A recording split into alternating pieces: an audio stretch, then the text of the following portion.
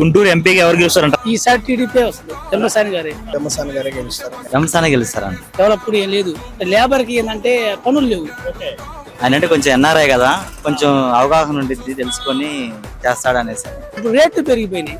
ఇప్పుడు ఏముంటే ఊరు పెంచిన ఏముంది, ఇచ్చేది ఏంటంటే కొంచెం రేట్లు పెంచి తగ్గించుకుంటే దానికి ఉండేది. ఎమ్మెల్యే క్యాండిడేట్ మాత్రం వైసీపీ వచ్చింది, ఎంపీ క్యాండిడేట్ మాత్రం టీడీపీ వచ్చింది. నా ఓటు పెంబసాగి. సంక్షేమ పథకాలు పనిచేస్తే కానీ ఆయన మోహన్ చూసి ఎవరు ఓటేరు. కిలారసి గారికి చంద్రశేఖర్ గారు జెన్యున్ పర్సన్ అండి. పెమ్మసాని గారు ఎందుకు గెలుద్దంటే జగన్ గారు బాగా అభివృద్ధి చేశారు కదా, అభివృద్ధి ఇప్పుడు మంది డబ్బులతో మంది పంచేది ఏంది? రాష్ట్రాన్ని చంద్రబాబు నాయుడు గారు వస్తే రాష్ట్రాన్ని డెవలప్ చేస్తాడు. పెమ్మస్వామి గారి ఇక్కడ మంగళగిరి నియోజకవర్గం లోకేష్ గారు బాగా చేస్తున్నారు. ఆయన గురించి అయినా కూడా ఓటింగ్ పడి తెలుస్తారు. డెవలప్ చేయడం వల్ల ఏమవుతుంది? ఎడ్యుకేషన్ పీపుల్స్ ఎంప్లాయ్మెంట్ అవుతుంది. ఎంప్లాయ్మెంట్ రావడం వల్ల ఏమవుతుందంటే ఇన్కమ్ సోర్స్ పెరుగుతుంది. ఈసారి ఫ్లోటింగ్ గుంటూరు జిల్లాకి పెమ్మస్వామి గారికి ఉంది. వాళ్ళు వస్తే రోడ్లు బాగుపడతాయి, పిల్లలకు ఉద్యోగాలు వస్తాయి. అందుకోసం పెమ్మసాని గారికి. ఇక్కడ ఉన్న మేజర్ ఇష్యూ ఏంటంటే రాజధాని ఎఫెక్ట్ అవుతుంది క్లియర్ గా, and more over development and roads కూడా.